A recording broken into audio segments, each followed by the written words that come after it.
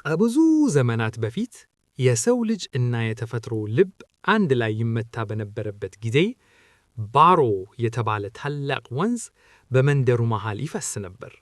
ይህ ወንዝ ዝም ብሎ ውሃ አልነበርም። የመንደሩ ሕይወት፣ የመንደሩ እስትንፋስ ነበር። ገበሬው ማሳውን የሚያጠጣው፣ እናቶች ልጆቻቸውን የሚያጠምቁት፣ ከብቶች ጉሮሯቸውን የሚያረሱት በዚህ ወንዝ ነበር። የመንደሩ ሽማግሌዎች አንድ ሕግ ነበራቸው። ከወንዙ ስትቀዱ ጠይቃችሁ እንጂ አዛችሁ አይሁን፣ የወሰዳችሁትን ያህል መልሱ። ለዚህም ነው በየዓመቱ የመንደሩ ሰዎች ወተትና ማር ይዘው ወደ ወንዙ ዳርቻ የሚወርዱት። ለወንዙ ጠባቂ መንፈስ ምስጋና ያቀርባሉ። ወንዙም በምላሹ ዓመት ሙሉ የማይደርቅ ጥርጥ ያለ ውሃ ይሰጣቸዋል። ነገር ግን ጊዜ ተቀየረ። ትውልድ አለፈ። አዲሱ ትውልድ የወንዙን ጸጋ እንደ መብት እንጂ እንደ ስጦታ አላየውም። ምስጋናው ቀረ። ወተትና ማር ፈስንታ የመንደሩ ሰዎች ቆሻሻቸውን ወደ ወንዙ መወርወር ጀመሩ። የፋብሪካ ርኩስ ውሃ፣ የሞቱ እንስሳት እና የከተማው ቆሻሻ ወደዚያ ንጹሕ ውሃ ገባ። ወንዝ እኮ ውሃ ነው፣ ምን ይሰማዋል አሉ በትዕቢት። ዝም ብሎ የሚፈስ ፈሳሽ ነው አሉ። አንድ ቀን ግን ወንዙ ዝም ማለቱን አቁመ። ያ ቀን ሰኞ ነበር። ፀሐይዋ እንደተለመደው ወጣች። ነገር ግን ወንዙ ጠቆረ። ቀለሙ እንደ ደም ቀላ። ጠረኑም የአፍንጫን ቀዳዳ የሚሰነጥቅ ሆነ። እናቶች ውሃ ሊቀዱ ሲወርዱ ያገኙት ሕይወትን ሳይሆን ሞትን ነበር። ውሃውን የጠጡ ከብቶች በሙሉ በዚያው ቀን አረፋ ደፈቁ፣ ወደቁ።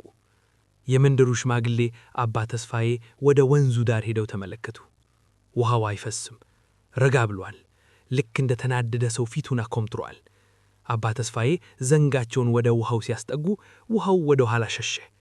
እርክማን አሉ አባ ተስፋዬ በስኩሽታ። ባሮ ተቆጥቷል። የሰጠንን ሕይወት መልሶ ሊወስድብን መጥቷል። በመጀመሪያው ሳምንት ሰዎች የተጠራቀመ ውሃ ተጠቀሙ። በሁለተኛው ሳምንት ግን ጥማት የመንደሩን ጉሮሮ ጨመደው። ከወንዙ የሚወጣው ጠረን መንደሩን ስለወረረው ሰዎች በቤታቸው ውስጥ አፍንጫቸውን ይዘው መከመት ጀመሩ። ሕፃናት በውሃ ጥም ምክንያት ያለቅሳሉ። ሽማግሌዎች ከንፈራቸው ተሰናጠቀ። ሰዎች ተሰብስበው ወደ አባ ተስፋዬ መጡ። አባ ምን ይሻለናል? ይቅርታን ጠይቅ ወይስ ጉድጓድን ቆፍር አሉ። አባ ተስፋዬ ግን አንገታቸውን ነቀነቁ። ይህ የጉድጓድ ጉዳይ አይደለም። ምድር በረከቷን ዘጋችብናለች። ጉድጓድ ብትቆፍሩም የምታገኙት አፈር ብቻ ነው። ወደ ምንጩ መሄድ አለብን፣ ወደ ባሮ መነሻ። እዚያ ተቀመጠ ነገር አለ። ማንም ሰው ወደ ጫማው ወደ ወንዙ መነሻ መሄድ አልፈለገም። ጫማው ጨለማ ነው፣ አውሬዎች አሉበት። ሁሉም ፈሩ። ነገር ግን አንድ ወጣት ስሙ ካሌብ የተባለ ከሕዝቡ መሃል ወጣ። ካሌብ ድሃ ነበር። ወላጆቹም በልጅነቱ ያጣ፣ ያሳደገውም ይኸው ወንዝ ነበር። እሱ ከወንዙ ጋር የተለየ ትስስር ነበረው። እኔ እሄዳለሁ አለ። ድምፁ እየተነቀተከ ግን ዓይኖቹ ቆርጠዋል። ወንዙ እናቴም አባቴም ነው። ሲታመም ማየት አልችልም። ወደ ምንጩ ሄጄ የተፈጠረውን አይቼ ይመለሳለሁ። መንደሩ በሙሉ ተሰብስቦ ሸኘው። አባ ተስፋዬ የካሌብን ግንባር ሳሙ። ልጄ፣ የምትታገለው ከአውሬ ጋር አይደለም፣ ከራሳችን ቆሻሻ ጋር ነው። ልብህን አጽዳ አሉት። ካሌብ ትንሽ ስንቅ ይዞ ወንዙን ተከትሎ ወደ ላይ ወደ ተራራው እግር ጉዞ ጀመረ። ጉዞው ቀላል አልነበረም። ወደ ላይ በወጣ ቁጥር አየሩ እየከበደ መጣ። ዛፎቹ እየተቆጡ ይመስላሉ። ቅርንጫፎቻቸው ልክ እንደ እጆች እየተዘረጉ የካሌብን ልብስ ይይዙ ነበር። ወንዙ እዚህ አካባቢ ጥቁር ጭቃ ሆኖ ይፈሳል። በውስጡም የሚንቀሳቀሱ ጥላዎች ይታያሉ። በመጀመሪያው ቀን ማታ ካሌብ እሳትን አንድዶ ሊያርፍ ሲል ከጨለማ ውስጥ ድምፅ ሰማ። የሰዎች ድምፅ። ውሃ ውሃ ስጠን የሚል የሰቀቀን ድምፅ። ካሌብ ብድግ አለ። ዙሪያውን ሲመለከት በዛፎቹ መሃል የሰው ምስሎች አየ። ነገር ግን ሰዎች አልነበሩም። የመንደሩ ሰዎች ወደ ወንዙ የጣሉት ቆሻሻዎች ቅርጽ ይዘው መንፈስ ሆነው ነበር። የፕላስቲክ ዕቃዎች፣ የብረት ቁርጥራጮች፣ የሞቱ እንስሳት አጥንቶች ተገጣጥመው አስፈሪ ፍጡር መስለው ነበር። ለምን ወረወራችሁን? ይላሉ ድምጾቹ። ለምን አረክሳችሁን? ካሌብ ፈራ። ሊሸሽ ፈለገ። ነገር ግን የአባ ተስፋዬን ምክር አስታወሰ። የምትታገለው ከራሳችን ቆሻሻ ጋር ነው። ካሌብ አልሸሸም። ወደ እነዚያ ጥላዎች ተገባ። ተንበረከከ። ይቅርታ አለ። አላወቅንም ነበር። ክፋታችንን ይቅር በሉን።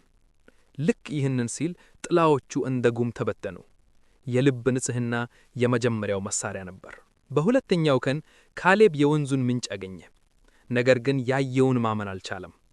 ምንጩ ከተራራው ስር የሚወጣው ንጹሕ ውሃ በግዙፍ ጥቁር ድንጋይ ተዘግቷል። ድንጋዩ ግን ድንጋይ አልነበረም። የተሠራው ከሰዎች ስስት፣ ከሰዎች ንፉግነት እና ከሰዎች ርኩሰት ነበር። ያ ድንጋይ የውሃውን እስትንፋስ አፍኖ ይዞታል። ከድንጋዩ ላይ አንዲት ሴት ተቀምጣለች። የሴት መልክ አላት፣ ግን ፀጉሯ የውሃ አረፋ፣ ዓይኖቿ ደግሞ የጠለቀ ውቅያኖስ ይመስላሉ። እሷ የወንዙ ጠባቂ ናት። ሴትየዋ ካሌብን ስታየው አልተነሳችም። በንቀት እና በሐዘን ተመለከተችው። አንተ የሰው ልጅ አለች። ድምጿ እንደ ፏፏቴ ይጮህ ነበር። ለምን መጣህ? ለመውሰድ ወይስ ለመበከል? ካሌብ መሬት ላይ ተደፋ። እመቤቴ ሆይ፣ የመንደሩ ሕዝብ በውሃ ጥም ሊያልቅ ነው። ሕፃናት እየሞቱ ነው። እባከሽ ምሕረት አድርጊልን። ጠባቂዋ ሳቀች። ሳቋ ግን የሚያስፈራ ነበር። ምሕረት? ለዓመታት ሰጠኋችሁ፣ ጠጣችሁ፣ ታጠባችሁ፣ አረሳችሁ። ምላሻችሁ ግን መርዝ ነበር።